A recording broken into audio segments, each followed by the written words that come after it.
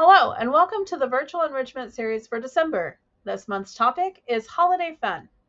I'm Jen Friedline, dog behavior consultant and owner of Jen's Dogs. I specialize in behavior support for dogs with big emotions. At Jen's Dogs, we advocate for force-free, relationship-based training, and we help families build calm, connected relationships with their dogs through thoughtful enrichment and behavior support. Let's start with the foundation. What is enrichment? Enrichment is a way to help your dog meet their individual needs. Individual needs are comprised of three layers: species specific needs, what dogs need as dogs; breed specific needs, what your dog's genetics are shaped to do; and self specific needs, your dog's individual personality, preferences, and coping style. The goal of enrichment is to provide outlets that speak to instinct and natural behavior so your dog doesn't have to meet those needs on their own in ways we don't want. Domestic dogs don't always get opportunities to perform natural behaviors, and when needs go unmet, we often see frustration, stress, and big emotions show up in the form of behaviors we struggle with. At Jen's Dogs, we organize enrichment into 6 categories. When you're building an enrichment plan, the first question to ask is not what activity, but what need am I trying to meet? Our 6 core categories are social, time spent with other living beings; physical, getting the body moving; calming, focused on relaxation, decompression, and processing; foraging and scavenging, the core of any dog; problem solving, getting the brain working; and the predation sequence, which are natural instincts of hunting and survival. Many enrichment activities will hit more than one category at the same time. That's normal and expected. What matters is identifying your primary target. Everything else is a bonus. The predation sequence is especially important when we talk about breed-specific needs. All dogs have a predation sequence. Over generations, different parts of that sequence were either heightened or suppressed based on the jobs we bred dogs to do. In some circles, the predation sequence is called either their prey drive or their play drive. The typical predation sequence includes orienting, eye lock, stalking, chasing, the grab bite, the kill bite, also known as the shake bite, dissecting, and consuming. Even mixed breed dogs will often show strong preferences for certain parts of this sequence based on which genetics are most active. Now let's talk about the holidays. Holidays can be just as stressful for dogs as they are for us. Even when they're fun, they're still stressful. And the important thing to remember is that dogs don't have context. They don't know why things are happening, and they don't get a say in how any of it goes. Common holiday stressors include changes in schedule, more or fewer people in the home, longer absences, or absences at different times during the day, and changes in the environment.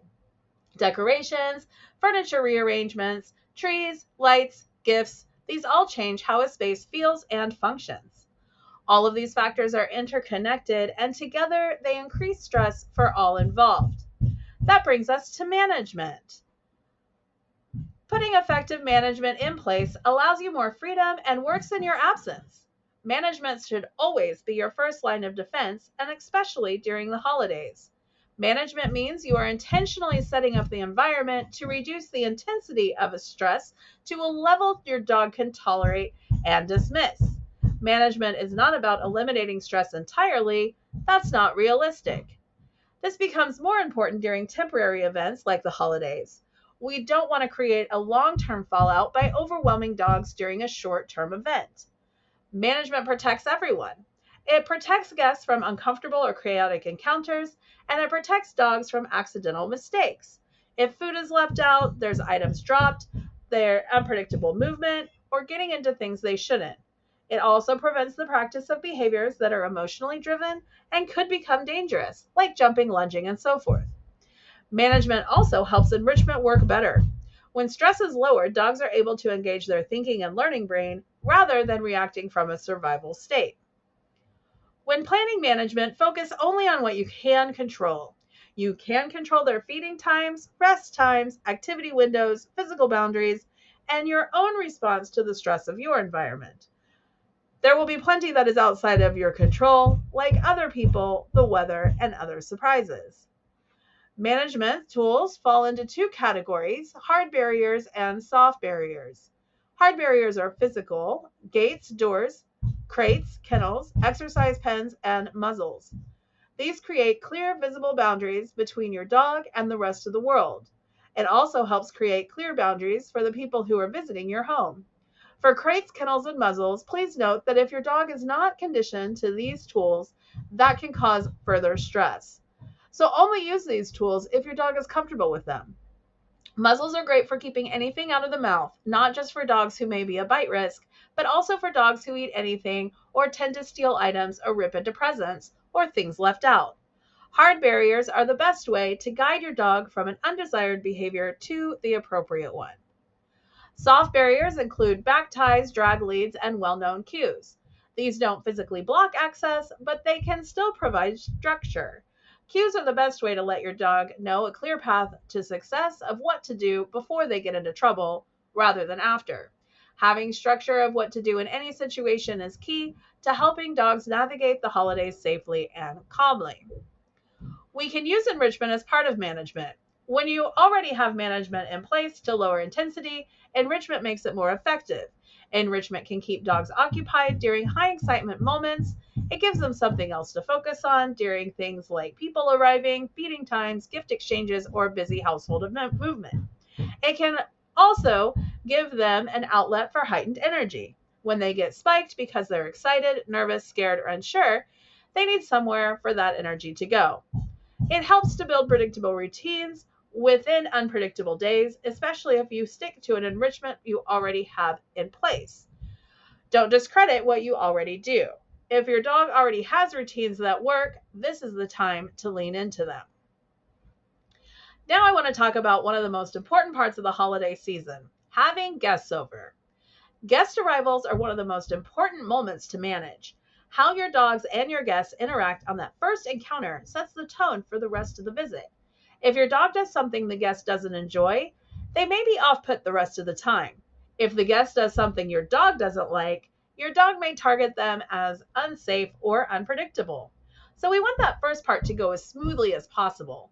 Reducing the intensity of the stress, not just for your dogs and your guests, but for you as well, will help the rest of the visit go smoothly.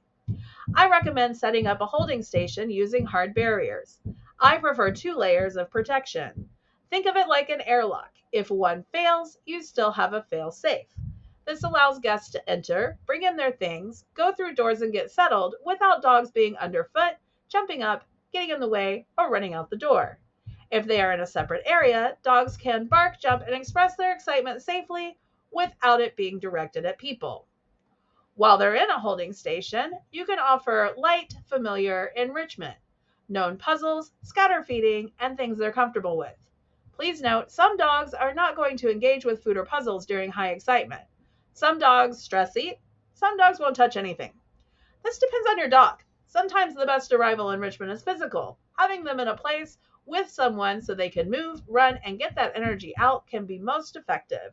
If your dog is a stress eater or sniff driven, foraging and snuffling can work really well here because it gets the nose working and encourages mindful movement. Most importantly, follow your dog's preferences. Once everyone is settled, and before you allow your dogs to join in, be sure to let your guests know the rules of your house and how to interact with your dogs. Let them know what is or is not allowed and how to greet your dogs in a way that dogs like. Are your dogs allowed on the furniture? Is play allowed inside? Are there particular cues your dogs know best? Do your dogs like to be touched? This sets your guests up for success when meeting your dogs, either for the first time or the 100th time. Dogs can be introduced to the gathering and then provided with calming enrichment like chewing, licking, or simply social time with clear guidelines. When discussing your holiday schedule, be mindful of your dog's needs and try to find compromise. Maintaining daily structure is critical. If your dog normally naps in the afternoon, protect that time. If they're usually alone during certain hours, plan outings then. Keep meal times consistent. Make time for one-on-one connection. Their activity time is also important, and some of this can be delegated to others. Now let's talk through enrichment categories during the holidays. Social enrichment is time spent with other beings of any species. This can include family walks, hanging out during gathering, car rides to see holiday lights, and maintaining dog walker or playdate routines when possible. Physical enrichment includes movement and play. This includes games like Chase the Puppy, Flirt Poles for intentional movement, and walks. You can delegate physical enrichment to guests who are interested in spending time with your dog. Calming enrichment is about resting, processing, and decompression. For dogs, this includes licking and chewing, resting, and sleep. These are ideal during cooking, downtime, or when foot traffic is high, and best offered in a calmer area away from traffic if possible. Foraging and scavenging is the root of what makes a dog a dog. This type of enrichment is perfect for meals as you can use their food and it does not require your involvement. Scatter feeding, puzzle feeders, and sniffing activities allow dogs to work for food naturally. Problem solving gets their brain working and can be just as tiring and satisfying as physical enrichment. You can make puzzles from household and holiday materials, muffin tins, wrapping paper, cardboard boxes, tubes, and hide and seek games. There's no need to buy new equipment. Use what you have. You can also involve dogs directly in the celebration. Some dogs enjoy opening their own gifts. Others prefer exploration stations near the tree. For dogs who are able, you can provide a spot next to someone who can let the dog participate in their gift opening, or even just a space to take a nap near. Most importantly, get creative. It is human-specific enrichment to get the mind working and use your imagination. Getting creative starts with 3 steps. First, determine what your dog likes to do when left to their own devices. Not stress behaviors, but natural preferences. What do they do when they're out in the yard by themselves or wandering around the house? Second, identify which core category you want to target. This can be a category that you don't utilize often in your regular enrichment routine. Third, create simple options using what you already have. You don't need fancy equipment. A mix of purchased items and household solutions work best. Our key takeaways for today is that management protects everyone, enrichment supports emotional regulation, routine still matters during the holidays, and every dog is different. Remember, you're the expert on your dog, so you know what they like best. Now's your chance to tell us about you. In the chat, please share your dog's breed, their favorite activity, one enrichment idea you're excited to try, and any questions that you have. Once we complete the slides, I will address each question individually. I will have about 2 to 3 minutes to answer your questions for each question. Then, if time allows, we'll open the floor for the rest of our time for open discussion. As Dr. Karen Overall reminds us, for many dogs, the holidays bring more stimulation than comfort. Gentle guidance, management, and thoughtful enrichment help them feel secure. Thank you so much for joining us. Our next virtual enrichment series is Saturday, January 17th at 10 a.m. Our topic is making old enrichment new again. Start the new year by revamping your enrichment plan. If you have questions or thoughts after the sessions, we would love to hear from you. Reach out at any time at info@jensdogs.com. Additionally, your feedback helps us shape future sessions. All virtual enrichment series sessions are uploaded in Paw Partner through 2026. You are able to register for those at will and check out the topics that we have coming up. If you think we missed something, let us know. We always are looking for ideas. You can also let us know how this session helped you, but of course we won't know that until after the holidays. Thank you again for joining us, and now on to the chat.